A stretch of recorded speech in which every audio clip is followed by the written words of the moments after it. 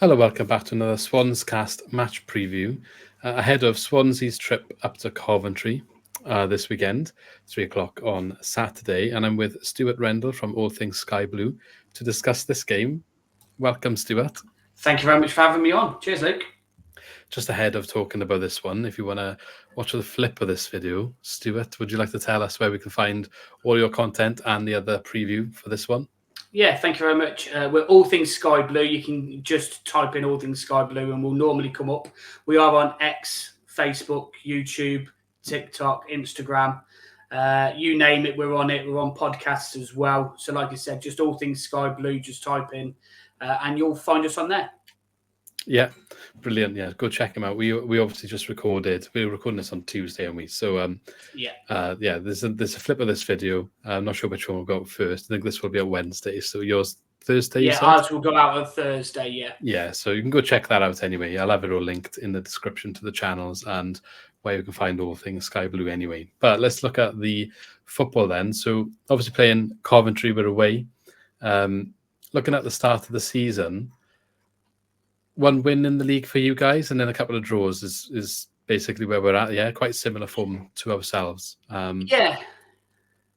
I think really hard to tell how the league's going so far, but I want to go back a little bit further to last season and just ask, in regards to how you expected last season to go, do you think it went as well as expectations, or did you perhaps exceed or fall short of where you thought you would be? Well, to be fair, I said throughout of all last season that we were a top 8 side, and I thought that if we could just sneak it in there, we had a lot of new players last season, and there was a lot of the teams gelling, if you like. There was a lot of that going around, and there was, we lost, 2 big, massive players for us and stuff, and we bought Sims in, we bought Haji Wright in last season, and there was a Sakamoto and others as well, to be fair. But it's one of them that, like I said, there was a lot of gelling, and I said that we'd finish top 8. We finished 9th, which I weren't too far off in the end. And we had a really good cup run. We got through to the semi-final of the FA Cup at Wembley, and that kind of hindered us a little bit because we didn't have the squad depth that we've probably got now if we really look at it. But it was the cup that kind of stifled our league performance, and then it kind of, when we went out of the cup, it just kind of petered out into nothing really. And like I said, we finished 9th. If we had a bit more squad depth, hindsight's a great thing. You don't know what you're going to do, but yeah, we had a great cup run. Would I change it? Probably not, because I still say that we won 4-3 at Wembley. It was just a little stupid VAR decision that ruined that for us. And, we were going to play Man City, but it should have been us really, but not them. Yeah, we know we've had one of them before. It was actually against Man City out of one, but it sucks, doesn't it, sometimes when you're the lower league team. That's right, yeah. Yeah, but, unlucky. Never know. Maybe you'll won better at this time. Who knows? Okay, going into the summer then, do you have any notable changes that you think have made the difference to the squad? I know there's been a few ins and outgoings. As you mentioned in the video we just done, former Swans player Casey Palmer is no longer with you, so that's one I know that has left. Have you got anything else notably in and out of the team? Yeah, obviously there was, we were all resigned to losing Callum O'Hare, who did eventually go, and he signed for Sheffield United to be with Gus Hamer, if you like.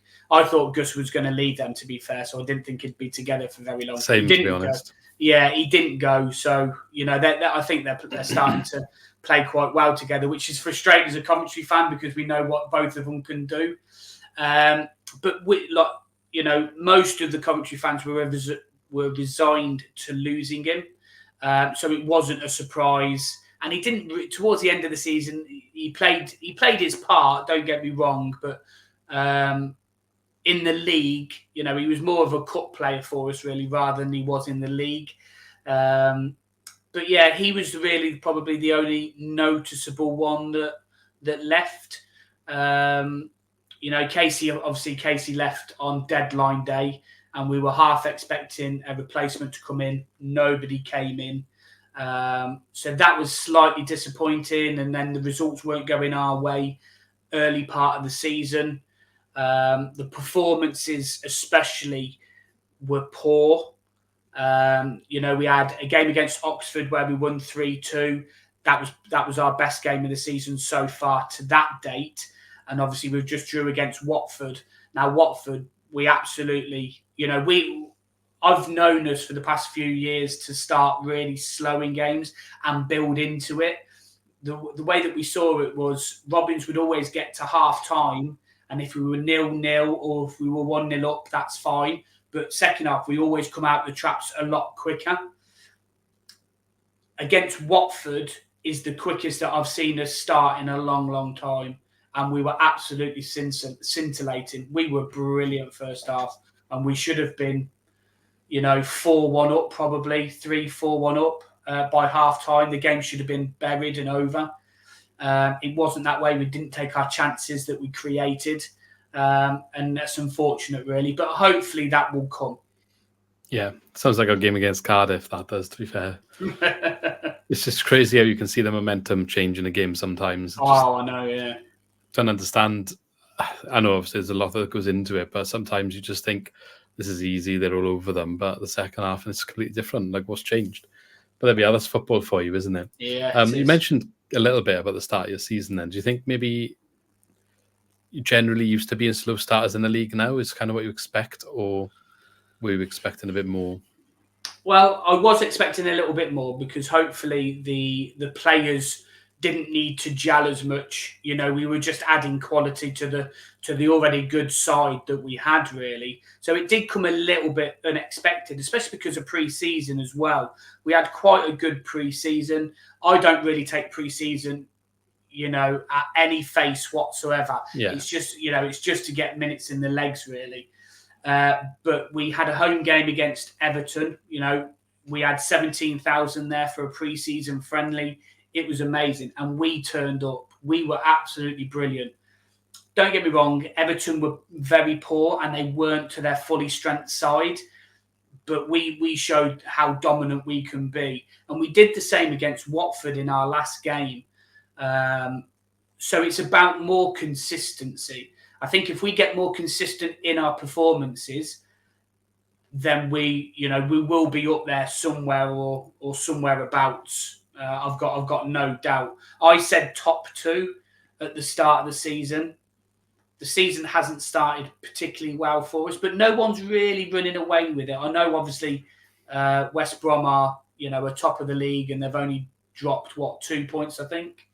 But I still think that the league's there for the taking. Yeah, and I think it's more competitive than perhaps it was last season in regards to the top positions and more up for grabs by more teams. Yes, I thought definitely. Burnley and Leeds, it would be them too, but neither. Burnley looked like they had it the first couple of games, but yeah, maybe they haven't.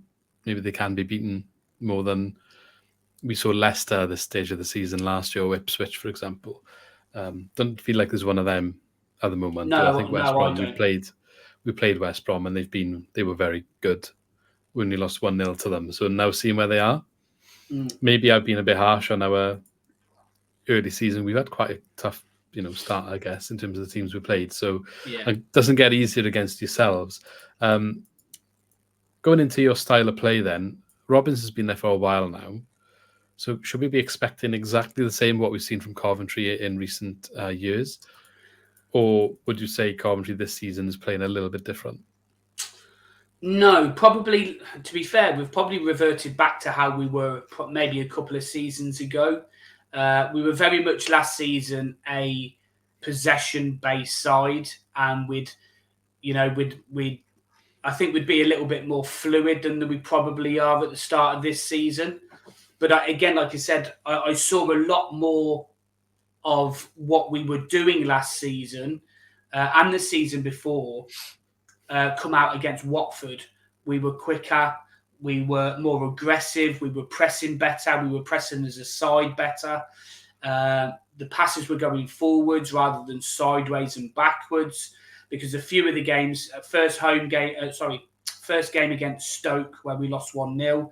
It was very slow. We were slow passing the ball out, giving the ball away. So I think it's just about consistency. We know we can do it.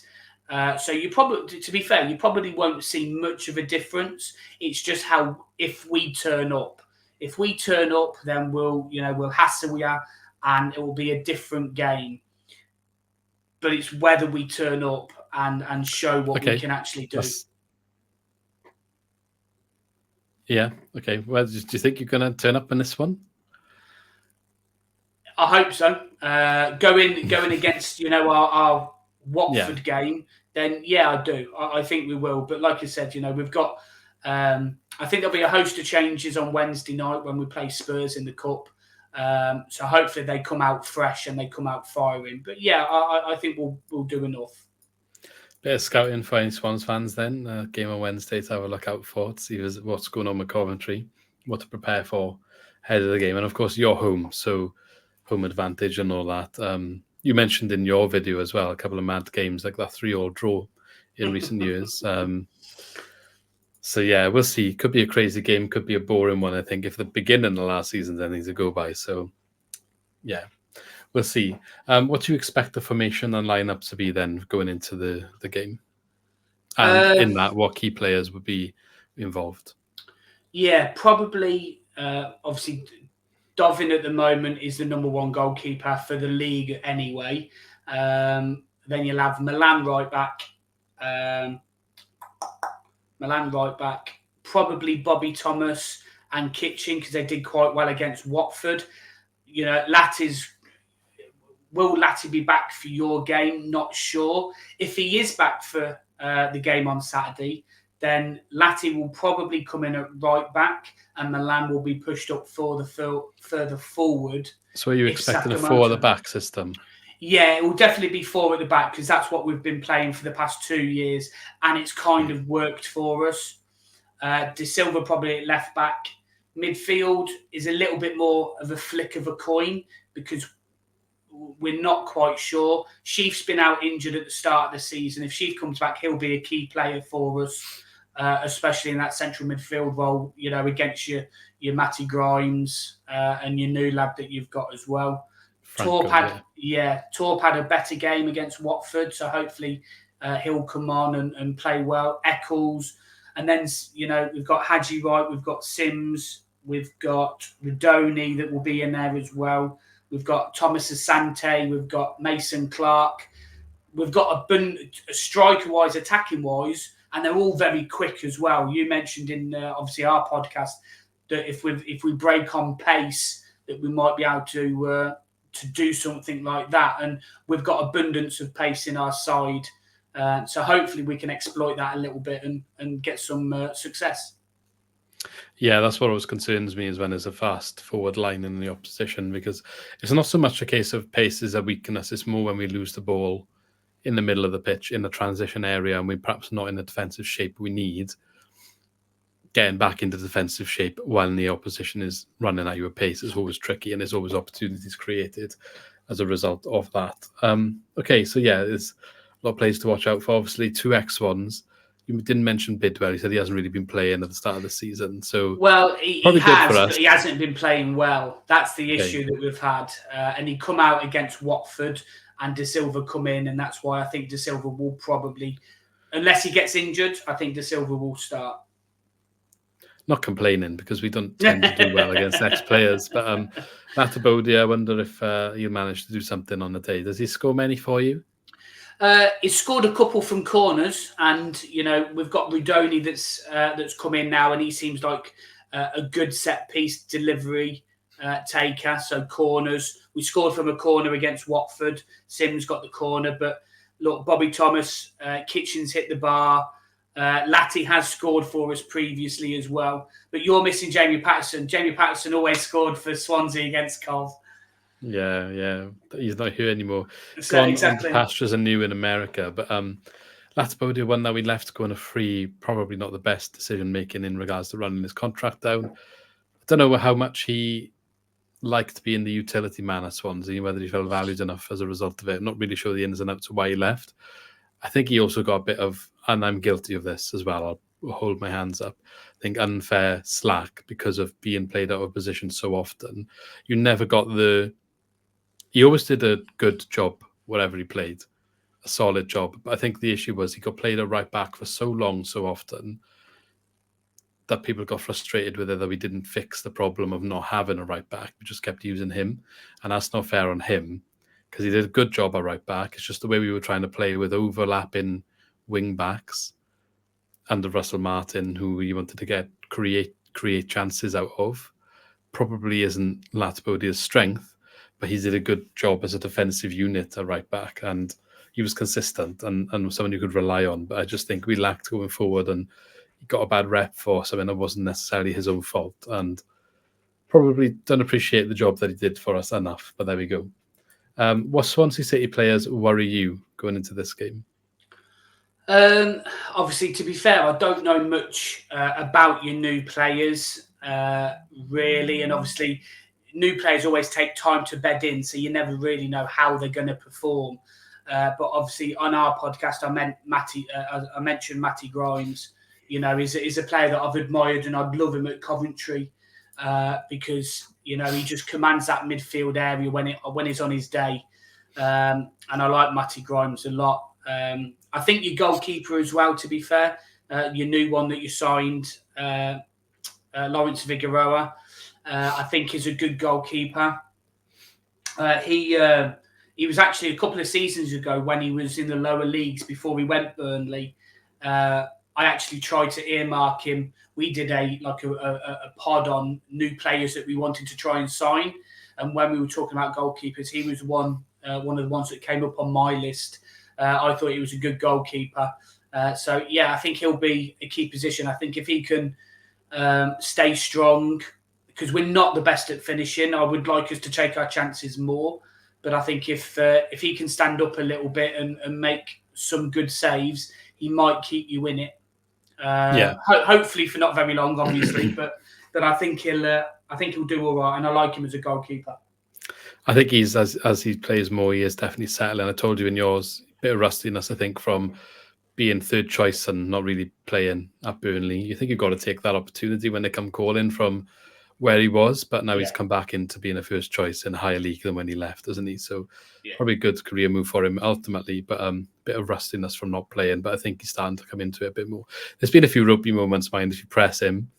He hasn't had the clanger yet, but the heart in mouth moments where just about gets away with it. I'm not going to lie. Hopefully that will happen. One of them goes wrong eventually. But yeah, we'll see. Hopefully it wouldn't happen, but just waiting for it. But yeah, so Matt Grimes obviously ever present as well, and sometimes think he's underappreciated just because he's there all the time and he does the job that you don't realize he does until he's not there. That's right. We'll realize that one day. But I think because every time we do one of these videos, he's the one that gets mentioned, and that's got to mean something. Definitely, 100%. Yeah.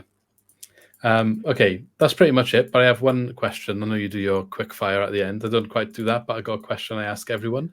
What has been your best ever away day that you've been on? Oh, wow. I know it's on the spot. It is. Can I include Wembley's in that? Yeah. Anything that's not your home ground. Okay. Doesn't even have to be your team. Oh, okay. I'm gonna have to say Wembley, and I'm gonna say the 4-3 win against Man United at Wembley, because we won that day and we were robbed. I still say that we were robbed, but just the emotion, and that the ecstasy of them, a couple of minutes while we were waiting for that decision was just unbelievable. And then the emotion of coming down when they ruled it out, and it was just amazing. And all the United fans, afterwards that we saw, walking back home and getting the coach home and stuff, they all said that we were robbed and we were the better side and stuff. And it just, it shows how far that we've come under Robbins, and I had the amazing Middlesbrough playoff as well, when we won 1-0 at their place drew 0-0 at our place and then won 1-0 to get to the playoff final against Luton. Obviously, I can't mention the Luton one because we didn't win, but I can mention the Wembley one because I still think I know we won 4-3 and we were robbed. So yeah, that's fair enough. Wembley days always stay with you, don't they? I think definitely. Two of mine that I've been on have been outstanding. Luckily, I didn't go to the one that wasn't so great. So I had work commitments. Just happened to be a good day to have work commitments in the end. So yeah. But there we go. Thank you very much for coming on. As always, can you remind everyone where they can find your content? Yep, we are on Twitter, X, YouTube, Facebook, Instagram. We're on podcast, Spotify, Amazon. Just type in All Things Sky Blue or at All Things Sky Blue, and we should come up pretty much first, hopefully first on your list.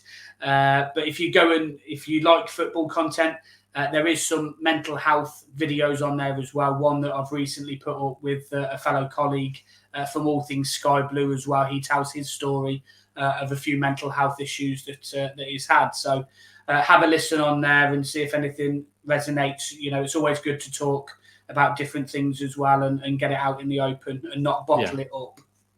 No, yeah, I echo that.